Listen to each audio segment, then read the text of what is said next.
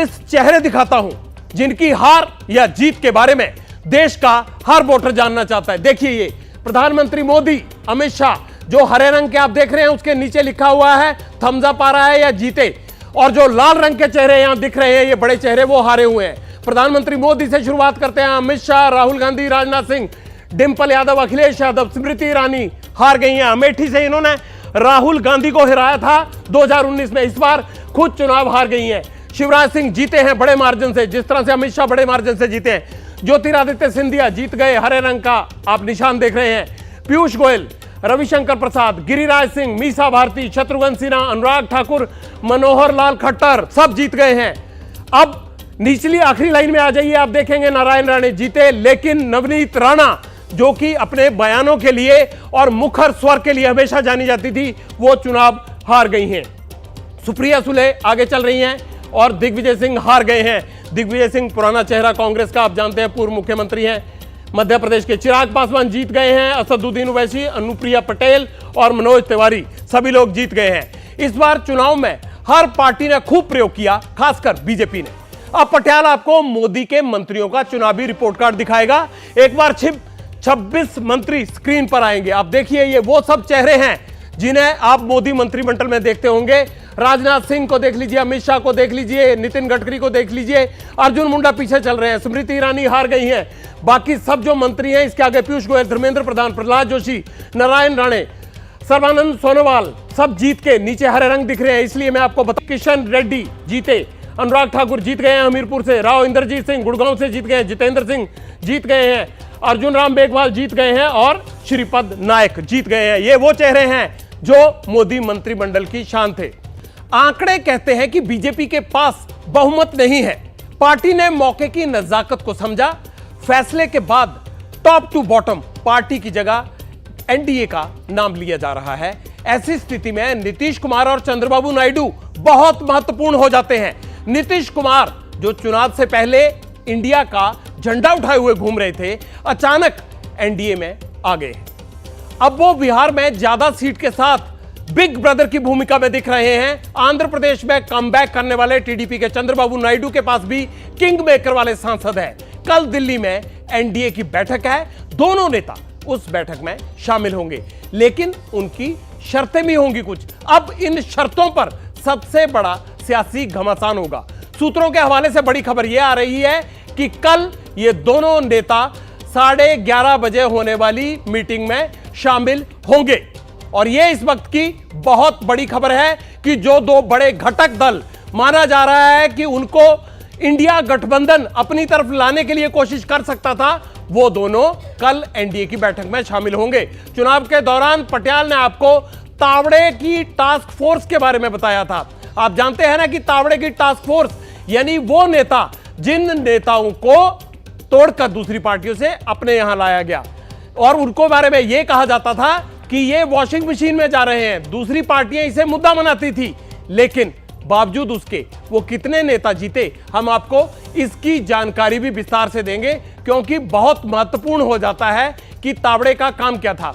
विरोधी दलों के नेता को बीजेपी में भर्ती करना, उन्होंने खूब तोड़फोड़ मचाई। चुनाव के दौरान बीजेपी ज्वाइन करने वाले नेताओं की संख्या हजारों में थी।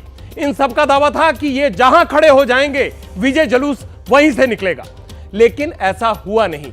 2019 के बाद अपना दल छोड़कर बीजेपी ज्वाइन करने वाले दल बदलू नेताओं का क्या हुआ, उनकी स्थिति क्या है, अब आप वो जान लीजिए। पार्टी में बीजेपी से आए 85 नेता जो दूसरे दलों से आए थे, लोकसभा में टिकट पा गए, बीजेपी ने टिकट दे दिया, लेकिन इसमें से केवल 31 ही चुनाव जीत पाए, 54 चुनाव हार गए, मतलब 64% हार गए। अब यह देखिए कि दल बदलने वालों को भी इस बार जनता का पूरा समर्थन नहीं मिला। अब आपको 2024 चुनाव के रिजल्ट की बड़ी बातें बता देता हूं। राम मंदिर का मुद्दा नहीं चला। सबूत के लिए यूपी के नतीजों को देख लीजिए आप, वहां से यह पता चल जाएगा। और आश्चर्य की बात यह भी है कि अयोध्या में बीजेपी हार गई है, और जो दल राम मंदिर के दर्शन करने नहीं पहुंचे थे उनका प्रत्याशी जीत गया। धारा 370 को लेकर बीजेपी ने खूब माहौल बनाया, लेकिन जैसे बीजेपी की सीट घटी है, कहा यह जा रहा है कि इस मुद्दे ने भी उम्मीद के मुताबिक परिणाम नहीं दिए। इंडिया गठबंधन का जातीय जनगणना का मुद्दा वोटरों को पसंद आया है। जाति वाली राजनीति के गढ़ में कांग्रेस का बेहतर प्रदर्शन इसका सबूत बताया जा रहा है। पूरे चुनाव में संविधान और आरक्षण बड़ा मुद्दा रही। बीजेपी ने कहा कि कांग्रेस ओबीसी आरक्षण छीनकर मुसलमान को दे देगी।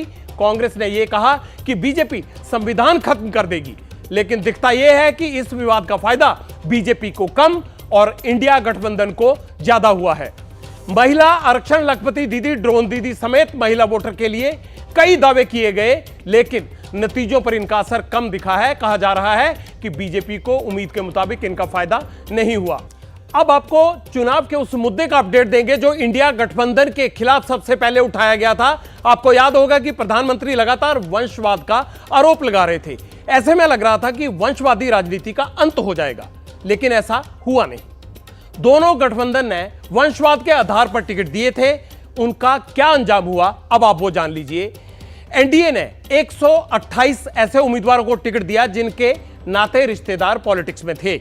इनमें से 77 जीते हैं। इनमें से बीजेपी के 96 टिकट और हैं जो दिए गए थे, जिनमें से 97 को जीत मिली है। लेकिन इंडिया में 152 वंशवादियों को टिकट मिला था। अगर इंडिया गठबंधन की बात करें, इसमें से 75 जीते हैं।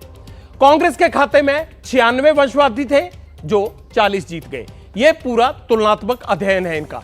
2024 का लोकसभा चुनाव अब तक का सबसे महंगा आम चुनाव रहा है। इस बार इलेक्शन में कई अरबपति कैंडिडेट्स ने अपनी किस्मत आजमाई थी। पब्लिक इंटरेस्ट में हम आपको लोकसभा चुनाव के दौरान ऐसे अमीर उम्मीदवारों का इंडेक्स पहले भी दिखाते रहे हैं। नतीजों में उन अरबपति उम्मीदवारों का क्या हुआ, यह भी जान लीजिए। इसमें आपको यह भी पता चल जाएगा कि नई संसद में कितने अरबपति होंगे। 2024 लोकसभा चुनाव में कुल 68 अरबपति प्रत्याशी मैदान में थे। 46% यानी 31 प्रत्याशी नतीजों में आगे चल रहे हैं या फिर जीत चुके हैं। 54% यानी 37 प्रत्याशी ऐसे हैं जो नतीजों में पीछे चल रहे हैं या फिर हार गए हैं। यह उन अरबपतियों का लेखा जोखा दे दिया जिनको टिकट दिए गए थे। देश में जो चुनाव हुआ उसमें दर्जनों ऐसे चेहरे थे जिनके नाम पर वोट मांगे गए।